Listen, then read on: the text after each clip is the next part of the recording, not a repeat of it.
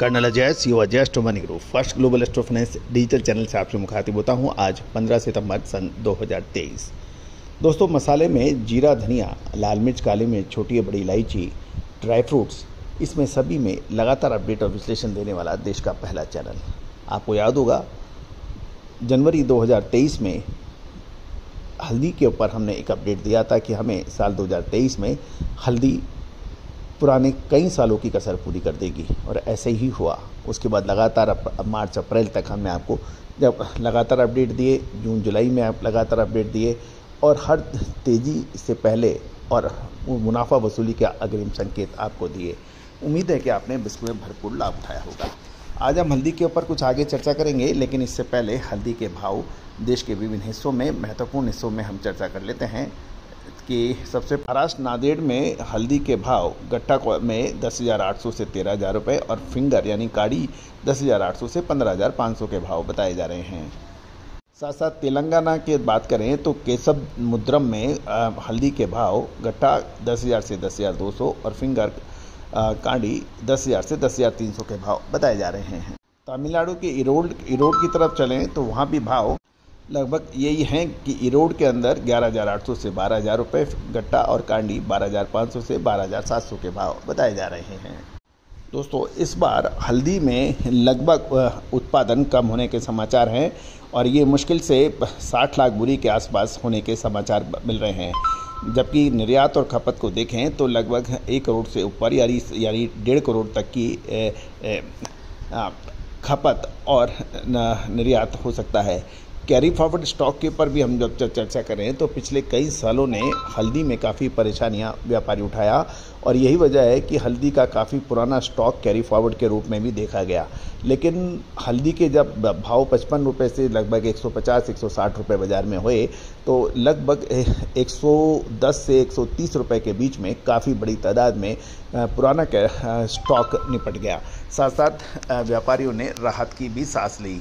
ऊपरी स्तर से हल्दी के भावों में अब लगभग 25 से 30 रुपए तक की गिरावट बाज़ारों में देखने को मिल रही है। और जहां तक उसमें एक और महत्वपूर्ण ये भी बात नज़र आ रही है कि हल्दी का NCDX वायदा काफ़ी एक्टिव हो गया है, और 1 महीने से अगस्त-सितंबर वायदे में बहुत अधिक व्यापार को देखते हुए कुछ बड़े व्यापारी इसको लगातार भाव तोड़ रहे हैं, क्योंकि उनको अब डिलीवरी देने का समय है। गौरतलब है कि पिछले 1 महीने के अंतराल में लगभग 25 रुपये प्रति किलो भाव गिर गए, और साथ साथ दिल्ली मंडी के इरोज एटीज गट्टा 136 से 137 रुपये पर किलो रह गया।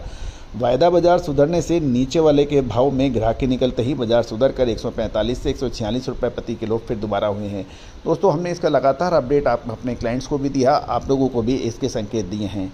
गौरतलब है कि अंतर्राष्ट्रीय बाज़ारों में हल्दी के भाव अच्छे ऊंचे हैं, और अक्टूबर और नवंबर महीने में हल्दी के निर्यात की एक प्रचुर मात्रा के अंदर इसका निर्यात भी होने की संभावना चल रही है।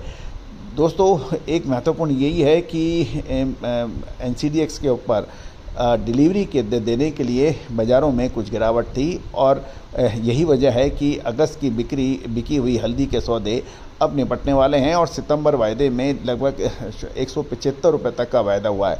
इसके भाव 145 से 146 रुपये प्रति किलो पर आ गए हैं, और हल्दी का डिलीवरी में उतना अधिक माल नहीं है। गौरतलब है कि 2023 का व्यापार करके लोगों ने 2017 से 2021 के बीच में जो कैरी फॉरवर्ड स्टॉक हल्दी का था वो भी काफ़ी निपट गया है, जिससे हाजिर बाज़ार में काफ़ी हल्दी के भाव 25 से 30 रुपये की गिरावट दिखाई दी है। गौरतलब है कि हल्दी का उत्पादन इस बार कम होने की संभावना है। एक तो बिजाई कम है, और दूसरा फिर मौसम की मार भी हल्दी पे पड़ सकती है। लेकिन कुल मिला के हल्दी में अब एक निर्णायक मोड़ आ गया है कि अगले 2 से 3 महीने के अंदर हल्दी क्या एक दोबारा अपनी अच्छी तेज़ी दिखाएगी, या फिर इतने अब जो सुधार हुआ है उसके अंदर माल बेचकर निकलना चाहिए।